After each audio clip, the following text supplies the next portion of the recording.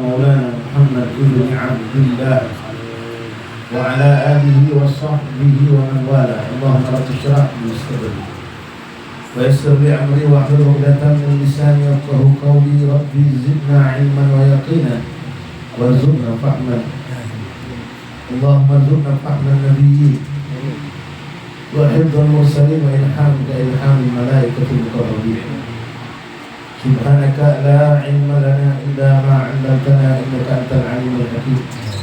فتب علينا يا رب إنك أنت التواب الرحيم. اغفر لنا وارحمنا وأنت خير الراحمين. فانصرنا على القوم الكافرين.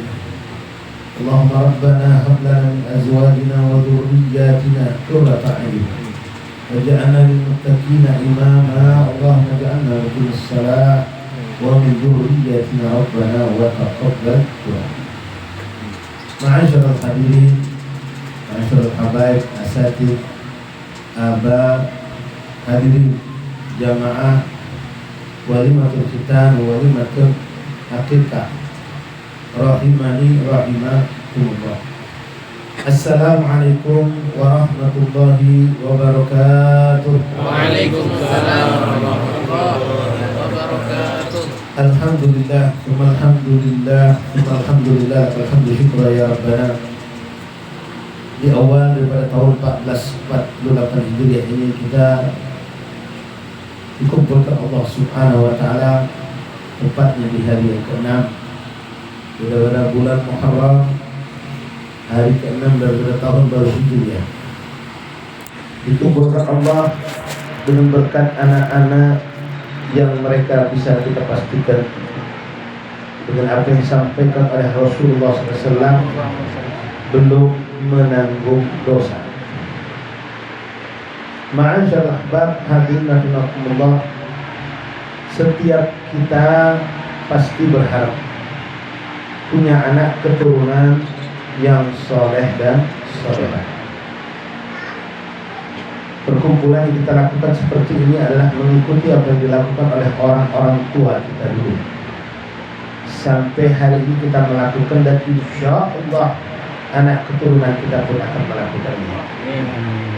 Tidak lain dan tidak ada tujuan mengumpulkan sanak saudara, teman, jiran dan semua yang kita undang dalam rangka tasyakur dan khitanan atau tasmiyah anak-anak kita adalah untuk mendoakan mereka, anak-anak kita. Kita tidak tahu dari lisan siapa doa itu dijabah oleh Allah. Maka disinilah kita selalu mengumpulkan para asatidz, para syiban, para habaib, orang-orang soleh, solehah, ustazah untuk bersama-sama mendoakan anak keturunan kita. Walaupun kita mampu mendoakan mereka, namun kita tidak tahu lisan siapa. Hari ini, saat ini, di tempat ini Allah mengijabah dari doa tersebut. Ma'asyarul ahbab rahimani rahimakumullah, Rasulullah SAW pernah menyampaikan dalam sebuah hadisnya, kullu mauludun yuladu ala fitrah. Setiap bayi yang terlahir itu asal muasalnya bapak ibu hadirin, mereka itu suci kata Rasulullah. Tidak ada satu titik dosa pun ada di mereka. Kita Islam beda dengan agama Nasrani. Kalau orang-orang Kristen punya keyakinan ada dosa bawaan kata mereka, makanya tato dia juga dibaptis dulu. Islam tidak. Bahkan Islam pun menyatakan bayi yang kafir itu pun pada hakikatnya ululadu alam fitrah, terlahirkan dalam badan suci. Nah, bagaimana kita menjaga kesucian ini? Anak adalah suatu nikmat yang teramat sangat besar. Namun jangan lupa anak pula adalah amanat titipan dari Allah. Kebaikan-kebaikan yang kita tanamkan kepada anak kita akan mengalir pahala kepada kita sebagai orang tua. Begitupun keburukan yang mungkin kita tidak mungkin mengajarkannya, Pak, tapi kita lengah, kita teledor, kita membiarkan mereka mendapatkan keburukan tersebut, lalu mereka melakukan perbuatan dosa, mereka belum balik, apalagi belum memayyiz, maka tidak ada dosa untuk mereka, tapi keburukan dan dosa akan kembali kepada orang tuanya.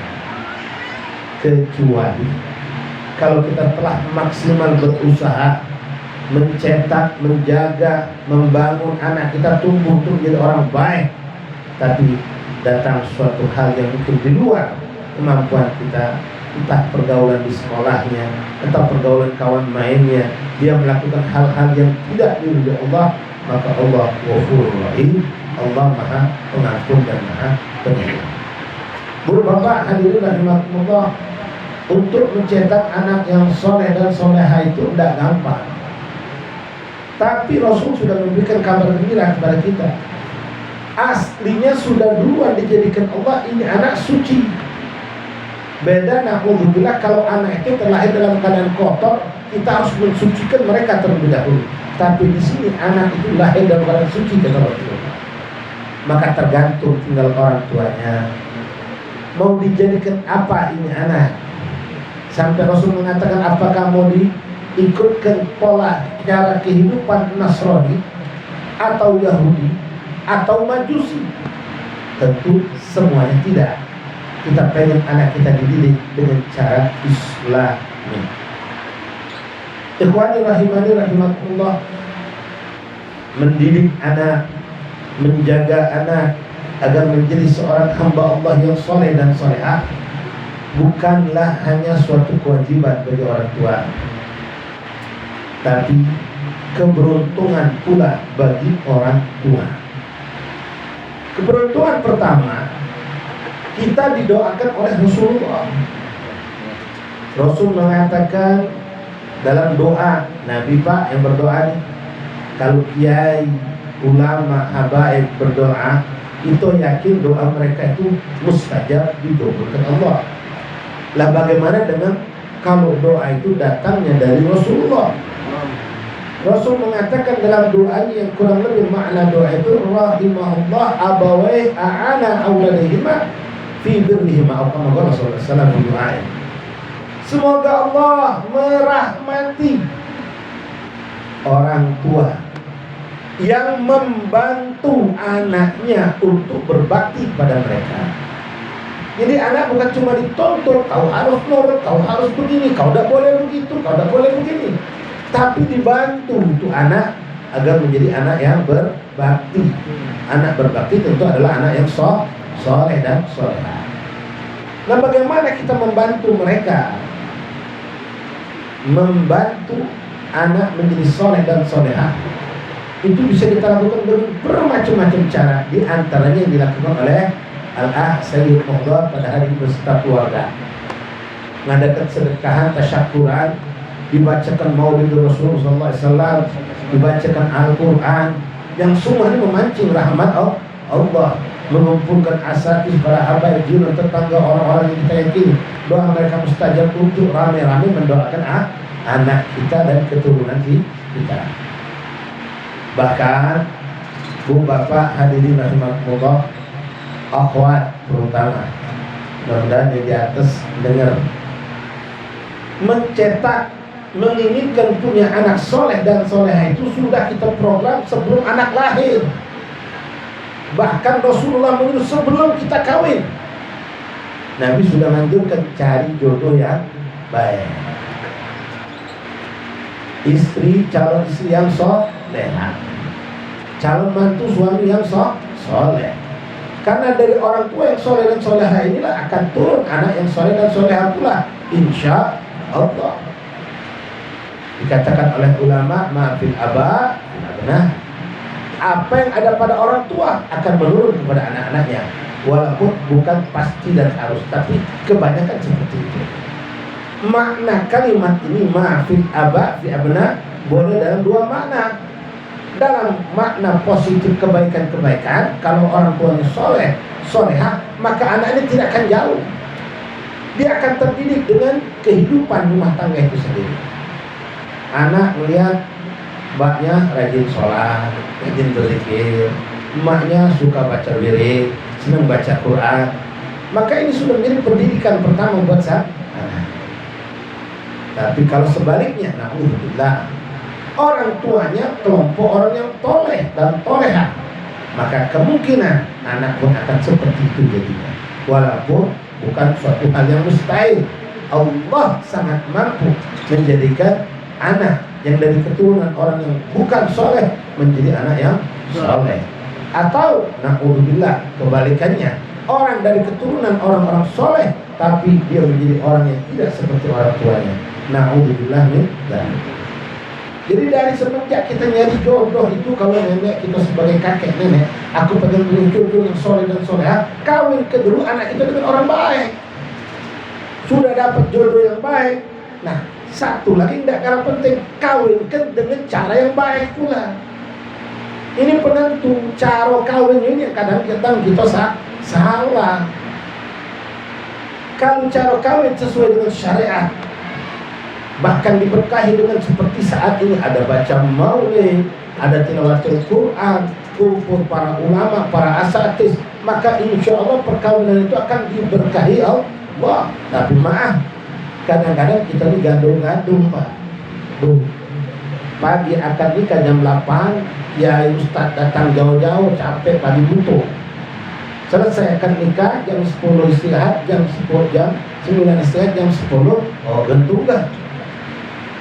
Nah, rahmat Allah yang diharapkan turun dibuang. Bagaimana untuk mendapatkan keturunan yang soleh dan soleh kalau cara kawin itu sudah tidak diberkahi Allah? Lalu dengar akhwat, dengar ummahat, kita sering memikirkan anak itu ketika di dalam kandungan bagaimana sehat dah. Setiap bulan datang kontrol ke dokter, mana anak kami sehat dah? Oh sehat, perkembangannya bagus. Kalau sudah masuk umur 5 bulan, nak cari tahu lanang apa betina. Kadang-kadang kita berharap lanang tak ada betina, dah sembuh. Jangan, serahkan sama Allah. Kita tidak tahu yang paling terbaik buat anak kita, buat kita. Boleh jadi kita berharap laki-laki atau orang perempuan itu yang terbaik. Ternyata kelak dia dewasa dapat seorang suami soleh, tajir pula bisa. Ikhwan rahimakumullah, itu boleh. Tapi kita juga punya program. Kadang-kadang maaf, orang pengen dapat anak sampai ikut program, biayanya besar, gagal ngulang lagi, tidak cukup, dia memang nyari tempat lain biar dapat anak. Maka kita pun memprogram, ikhwan, akhwat, anak pengen jadi soleh semenjak dia masih di tulang sulbi kita, belum kawin atau sudah kawin. Sebelum anak ini pindah ke rahim istri kita sudah ajak ke majelis dulu.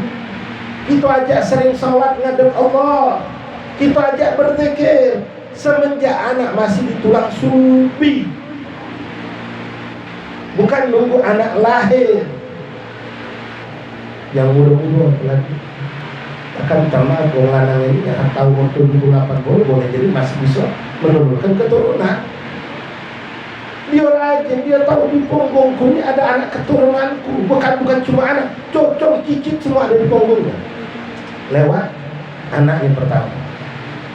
Dirajin ke ibadah, dibawa ke tempat-tempat baik, ke tempat-tempat berkah. Dan dia jaga untuk tidak pernah membawa anak keturunan di tulang sulbi bermaksiat kepada Allah, mendatangi tempat-tempat maksiat. Lalu singkat cerita, begitu kawin, lalu anak ini pun pindah dari sulbi ke rahim ibunya. Kita tahu anak itu sekarang dalam kandungan istri, maka suami memperbanyak doanya, tawajuhnya, rajin datang mendekati ulama kiai, minta bagi jampet untuk calon bayi yang ada dalam perut istri. Bukan nunggu kalau kabal susah. Nak melahirkan bayi nyusang, kebingungan, lalu minta terusuran. Salah. Dari bayi ini sudah dipolis, sudah kami alhamdulillah hamil seminggu 2 hari, ketahuan sudah. Apalagi sudah jelas lagi 2 minggu sebulan. Rajin-rajin sebagai suami minta doa dan kita pun mendoakan. Nah, lalu tugas istri apa? Enggak, tadi bapak minta maaf, cari mantu yang soleha, yang pacak ngaji Quran, bukan cuma pacak main HP-HPan, pacak ngaji Quran. Sehingga ketika dia tahu, akhwat tolong dengar, ummahat tolong dengar, Begitu kamu tahu di perut kamu itu ada calon bayi yang bakal jadi anak keturunan kita, yang bakal kita harapkan akan membanggakan kita di hadapan Allah dan Rasul, maka kita program dari dalam perut inilah. Si ibu berkata, bukan nadar tapi punya semangat. Nah, kujatahkan buat kau, wahai anakku yang juga kandungan, sehari minimal 3 juz Quran. 3 juz Quran, 10 hari hatam, sebulan berarti 3 kali hatam, 9 bulan 27 kali hatam. Jangan heran kalau mudah jadi ahlul Quran. Akhlak Quran, ilmu Quran. Itu 3 kalau 5. Allahu Akbar. Bukankah perempuan kebanyakan kalau hamil tidak haid, seharusnya dia memperbanyak ibadah.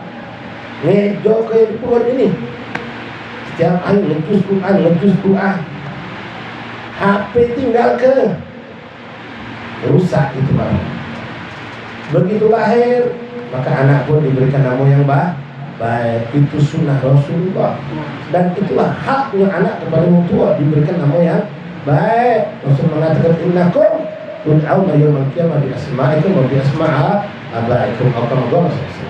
Kamu pada hari kiamat akan dipanggil dengan nama kamu dan nama-nama orang tua kamu. Tunjuklah nama yang baik kata Rasulullah. Tadi kita dengar namanya alhamdulillah baik berkah. Kalau nama juga hewan atau ulama doa menjadi nama itu jadi doa. Lalu tugas orang tua kalau pengen anak jadi orang soleha,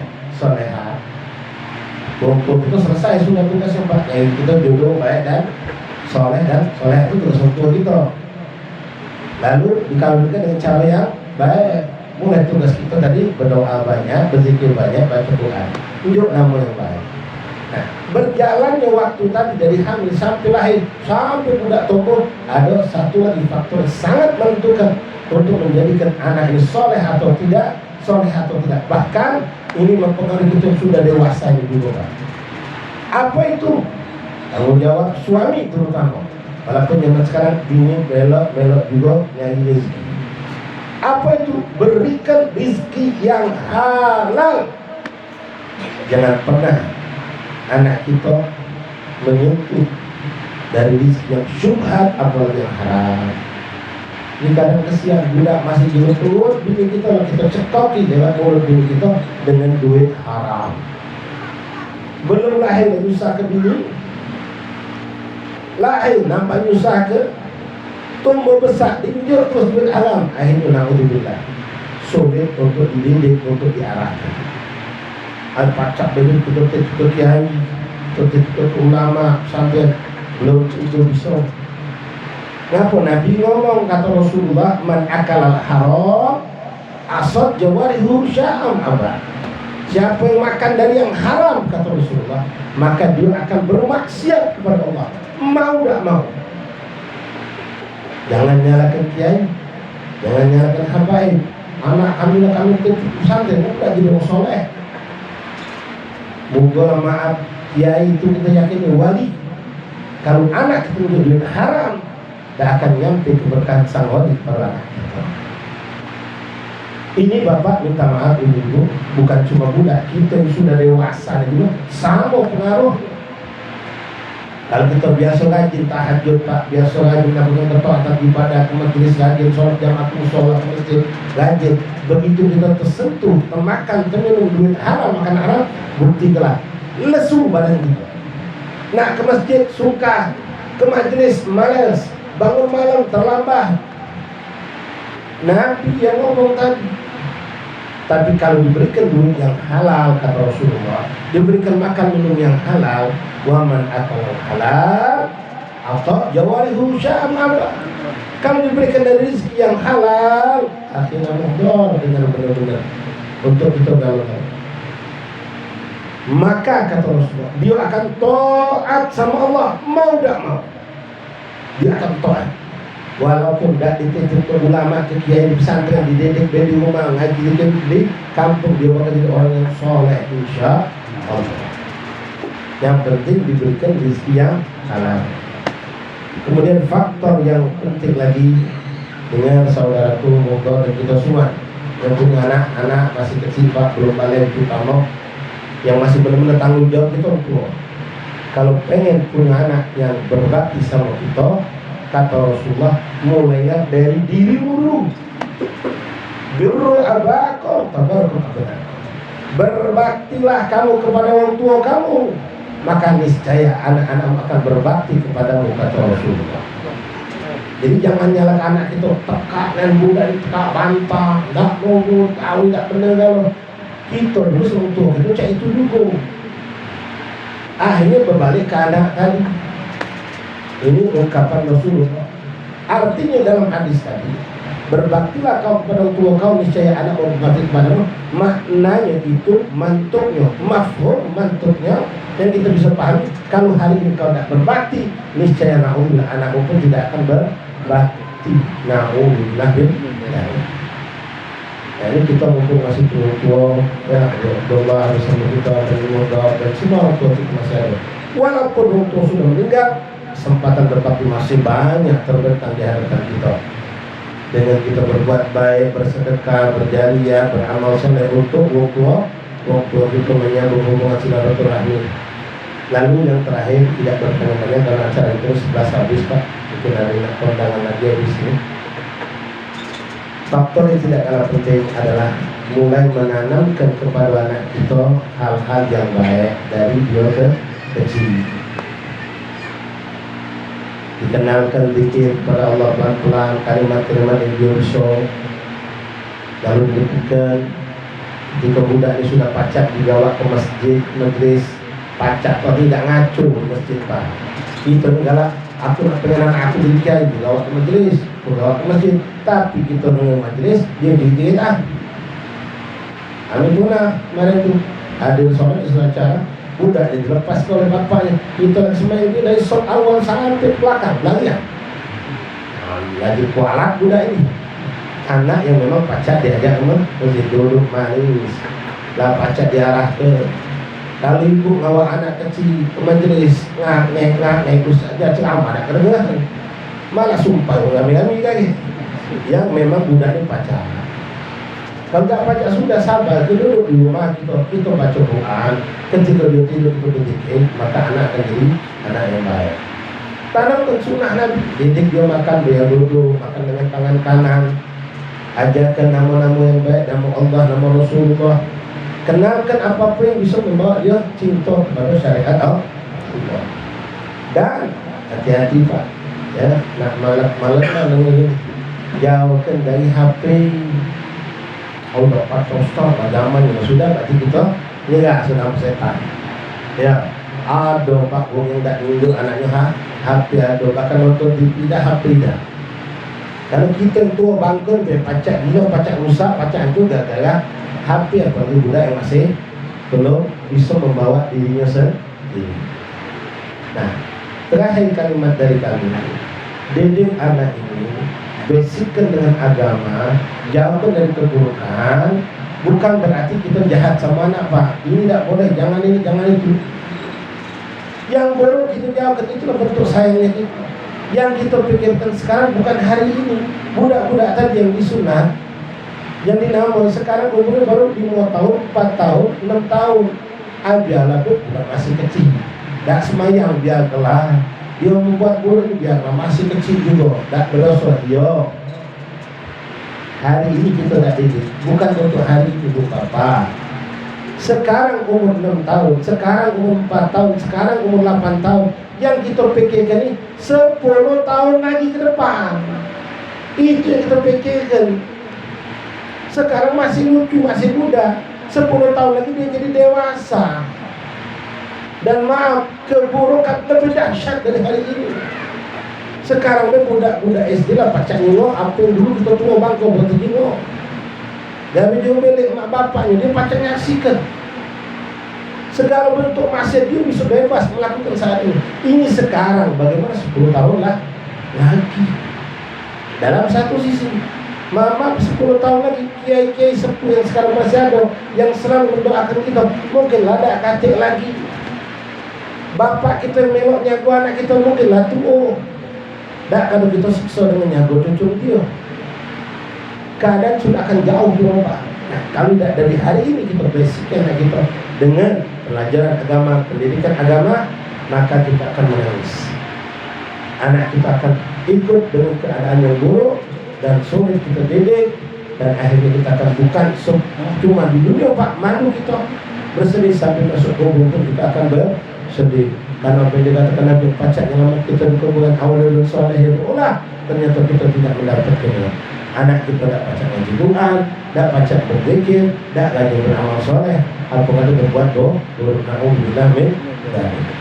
Ma'asyur ahbab hadirin rahimakumullah, mudah-mudahan semua anak-anak dari kita yang di tasmiyah Allah berikan kepada waktu mereka, keluarga mereka untuk menjaganya, mendidiknya dengan sebaik-baik pendidikan, dan Allah berikan anak-anak itu soleh dan solehah, panjang umur dalam taat kepada Allah. Allah bukakan waktu untuk cari